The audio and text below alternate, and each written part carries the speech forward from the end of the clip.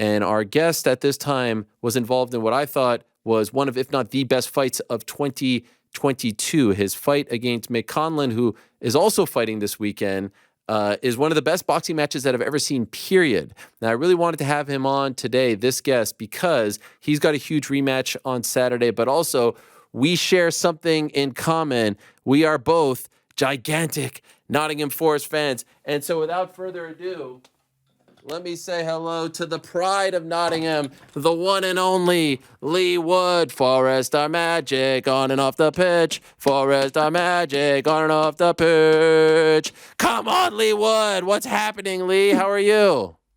Oh, good, mate. Oh, good. Are you still buzzing from the weekend? Leigh, I mean, I can't even tell you. I was at the Katie Taylor fight in Dublin on Saturday with some of your Matchroom pals, and there was no reception in that damn 3 arena, so I kept having to leave the arena to get the updates. I turned it on when Awonyi scored to make it 1-0, 1-0, and I was freaking out, Leigh. I couldn't even contain myself. I saw you live tweeting it as well. Where were you watching that? That was unbelievable stuff. Yeah, so I wasn't allowed to the game, too close to my fight. I was in Essex watching it on TV, and it proper picked me up. It's lifted me up for this week. The pressure's off now. Another year in the top flight at least, and I think we'll have a better year next year. I agree. And what a team. I mean, I was worried, by the way, they would get, relegated. We'd lose Brendan Johnson. My mate, Brendan Johnson, who I was interviewing back in February, and then you just popped in the middle of the interview. It was incredible at the world-famous City Ground. Morgan Gibbs-White, who unfortunately wasn't put on the England squad today, which I think is a travesty. Stevie Cooper. We could go on and on about those guys. Can I ask you, though, because I have fallen in love with this team. People think I'm jokingly, but, I care about this team as much as any of the teams that I grew up, the Knicks, the Bills. I adore this club. There's something about the fans, the atmosphere, and the players in particular, and the bonding with my kids. When did you become a Forest fan? I think I was, as far as I can remember, both my granddads were both Forest fans. Kids at school, there's a few Man U fans at school, but I was talking primary school, majority of them was Forest fans. So just as long as I can remember, probably primary school.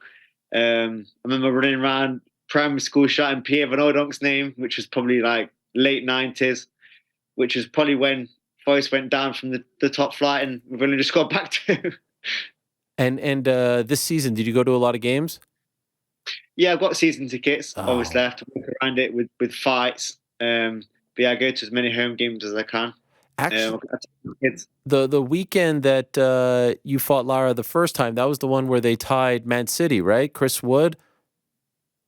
Yeah, that was a really big result for us. To get a draw against Man City is almost like a win. Yeah. We've had a really good form at home, haven't we? Like, not many clubs have beat us. We beat Liverpool, West Ham, drew against Man City, beat Arsenal. So, yeah, it's something is going really well. We need to just capitalize on what we're doing there, I think. And I want to ask you, obviously, about your fight, but I'm just curious, like, when a result like that happens, I know you said you were in Essex, but could you explain to me or describe what Nottingham is like when, the team has a result like they did this past Saturday against Arsenal? What is it like? I need to experience it myself, but I'm just dying to know.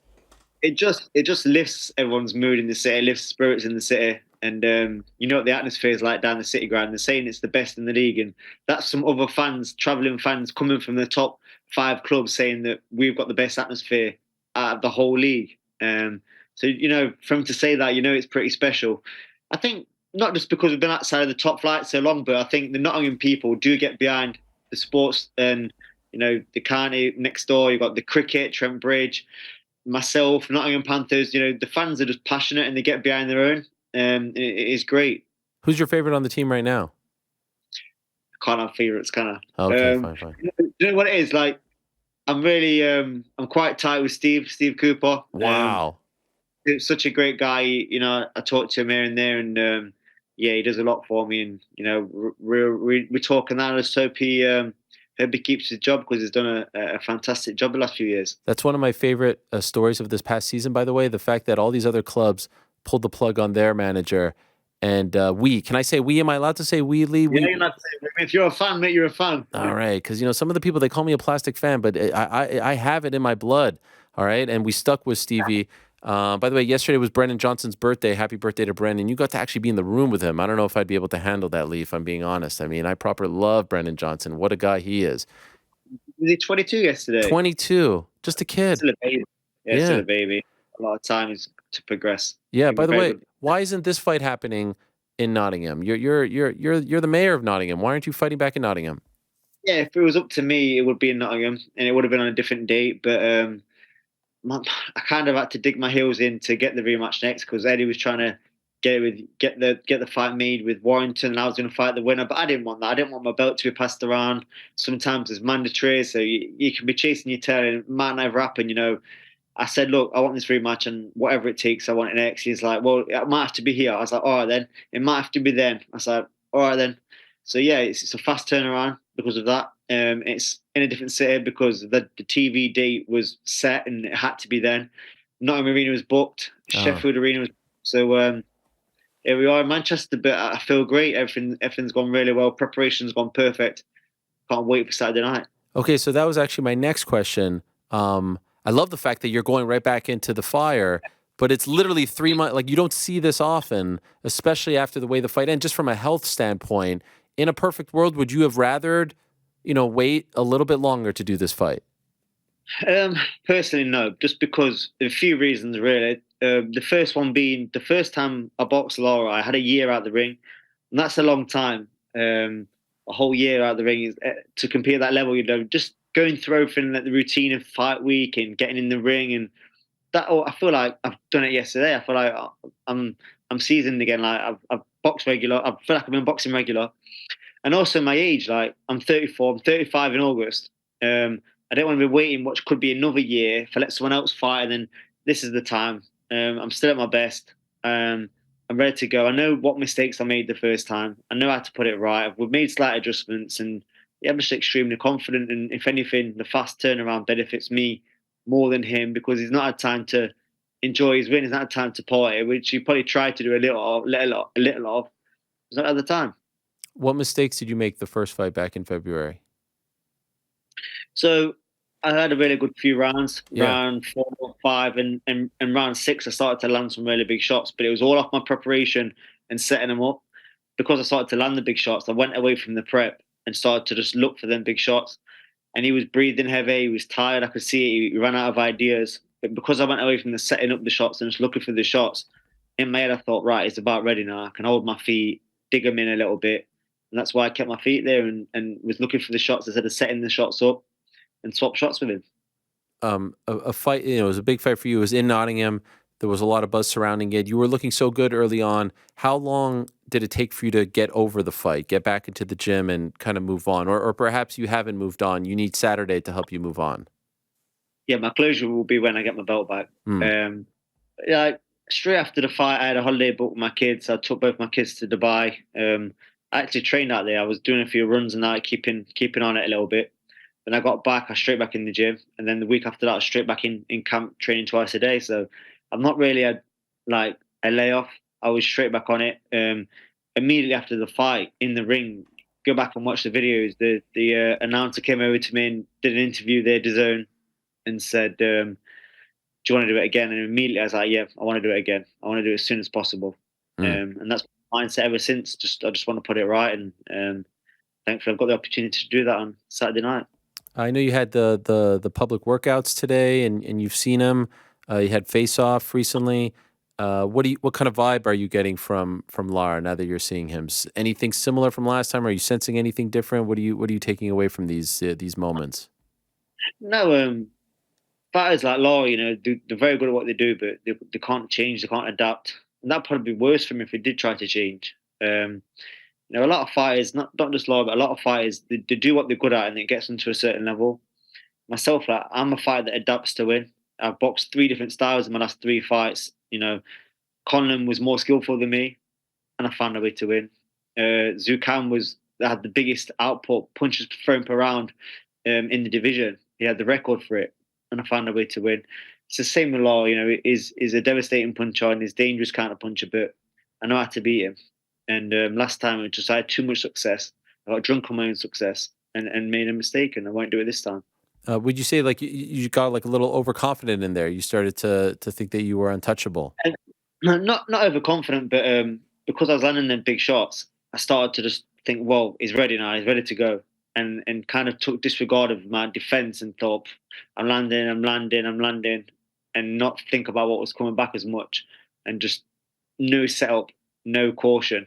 And you can't do that against dangerous fighters. Like same with myself, we're both big punchers. It only takes a split second of concentration or a slight mistake, and you can get caught. Um, and saying that, I got put down, but I did get back up, and I probably got up too quick as Mm. well, which is again lack of experience from being put down, being the only second time in my whole life I've been put down. And the first time against Conlan, I did get up fast then, but the bell went. And against Lara, I got up fast and probably a bit too fast. Uh, Obviously, in that fight, the towel was thrown in the first fight.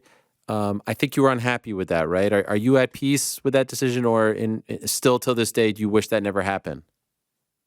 As a fighter, you'd rather get carried out. Well, I can't speak for every fighter, but myself, I'd rather go out, on my shield. Like I'd never ever quit, or I would never ever quit. I'd never do that. I'd rather just give me my chance to fight, because I know eventually, no matter what's going to happen, I will find a way, and that's just how I'm built. But for that reason, fighters have someone in the corner to be saved by themselves. Ben's here to look after me. He knew I had the rematch clause, so I'm not angry with Ben. And I've got the opportunity Saturday night to put things right. And for the record, Ben Davison is still in your corner, right? Sure, yeah. Ben, when I started training with Ben, the level I was boxing at was probably around British title level, and I got beat at that level by Jazzy Dickens on points. Then when I went to Ben, I went British level, won by knockout, world title level, won by knockout, world title defense against arguably one of the best fighters Ireland's ever produced, and won by knockout. I've got no reason to distrust my team. I knew the danger I was in for the Lara fight. That's what made it such an exciting fight, and still does make it an exciting fight because of the danger, the risk involved. But it's still a fight I'm 100% confident in winning.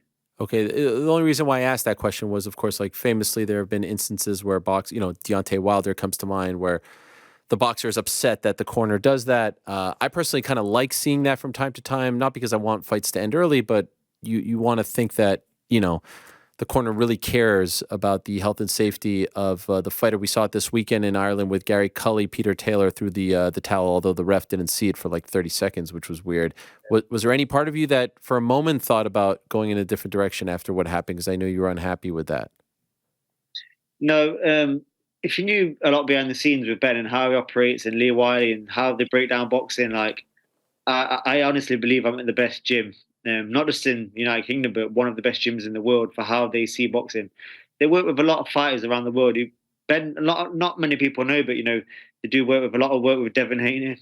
They work with a lot of fighters behind the scenes that a lot of people don't know about. They do scouting reports, and I honestly believe that I'm at the best place for me. And over time, people will listen to me right now and think, "Oh, he's hyping his own gym up." But over the next decade or so, you're going to see what I'm saying with my gym down there and the success they're going to have. Mm. By the way, your fight against So I'm finished boxing as well. right, your fight against Mick Conlan last year, one of my favorite fights ever. Like if someone asked me why do you love boxing so much, I would show them that fight. Like the heart, the grit, the resolve, the determination that both of you showed was on a different level. And it's kind of funny that, here you are, you're both fighting on the same weekend, obviously in different parts of Europe. But I'm just wondering, considering how that fight ended, and I really thought both you and Ben showed a lot of class in the aftermath of the fight because everyone was going nuts. And it seemed, at least to me, like you were, legitimately concerned for Mick's, well-being. Him falling, through the ropes and kind of out of the ring was a very scary scene, and it was tense there for a moment. What is going on in your mind when you see the opponent that you just, knocked out go through the ropes like that? What kind of thoughts are going through your mind? Yeah, I mean, I've had a few wins as of late where I've knocked people out, I've knocked someone out, and then I've had the opportunity to I've wobbled them or rocked them or put them down, and they've got back up, and then I've had the time to tee off, and I've put a few shots in, and they've gone down. I've really like, are they all right? I've straight away felt as soon as you kind of switch out this concentration zone, and then you like reality hits, and like I just hope they're all right, and you're genuinely concerned for them because at the end of the day, they're just another person, got a family. Some of them have got kids, and that was the same with Bruce Mould when I finished him. He had to have oxygen. The same with Michael as well. Like there's a lot of trash talk before the fight, and there'll be a lot more trash talk if we fight again in between. But at that moment in time, my number one priority was just making sure it was all right, and I just couldn't celebrate. In the ring, I couldn't celebrate. Even when I went back to the changing room, people were on the phone saying, "Oh, he's in hospital," and someone opened a bottle of champagne in my changing room, and I wasn't really feeling it. I had to wait till I knew he was all right. It wasn't till the next morning when I seen him, and he was asking for a rematch. I was like, "Oh, he is all right then." But it wasn't till then when I could actually feel like, all right, I can be proud of what I've done now. Okay. Would you like to have that rematch at some point with him? I think it's one of the biggest fights in boxing, that rematch, and especially if we both do well on Saturday night, which I intend to, and I think he can as well. It's a massive rematch, and it's a fight I'd really like to do again. Can we do that at the city ground? Like, what is going on here? When are you going to fight? I know there was some talk of you this summer at the city ground. I don't know if it's going to happen at this point. Maybe you have some other information to share, but I feel like it has to happen before it's all said and done for you. Yeah, so we could have done this rematch at the City Ground, but because of the relegation battle at the time with Forest, it just wasn't really tasteful with the club because obviously all the eyes are on that, and the players would like to be there. There's a lot of stuff that would like it just didn't line up right. We need to make sure we survived and did it in style as well. So that's kind of that ruled out the rematch. But one of the only reasons I'm still going, I do love fighting, but one of the only reasons I'm still excited today is because my dream to fight, to headline at the City Ground, be the first person to do it, and that dream is still alive, and I will not stop till it comes true. And I need to win my fight on Saturday night here in Manchester, and then my next fight, or maybe early next year, it could be a Conlan rematch. Oh my It's going God. to happen. Golly. Might have to come over for that one. Imagine Steve Cooper walking you out at the city ground. I mean, the place would go insane. Yeah, it'd definitely be a big night, one to remember. But things have got to line up as well. You know, I'm Sure. talking particularly, but you know, I'm still 100% confident it's going to happen down the line. It just needs to line up, and it could be next. It could be around October time. There could be an international break. You know, with the club, it needs to line up as well. But first things first, Saturday night, and get the win at any cost, and then can start penciling a few things in. Two last quick things. Could I just ask, just curious, it seems like we're going to get Terrence Crawford, Errol Spence in the summer. Who the hell knows with these guys, but it seems like we're close. Who do you like in that fight? Yeah, I've seen the rumours today. To be honest, I would lean towards Crawford. I think he's a slightly better fighter. Can just adapt a little bit more. He's very smart, and he sees things, little changes and little patterns boxers working. He seems to find them patterns quite quick and explore them. So yeah, I would lead towards Crawford. Yeah, that would be July 29th. And Saturday night, you versus Mauricio Lara 2 in Manchester. What is the official prediction, other than you winning? Tune into the zone. Don't miss it. Saturday night. Um, to be honest, I'm thinking I'm winning at any cost. But how I see the fight going in my mind, how I pictured it is I'm going to beat him up. I'm going to break him down and stop him.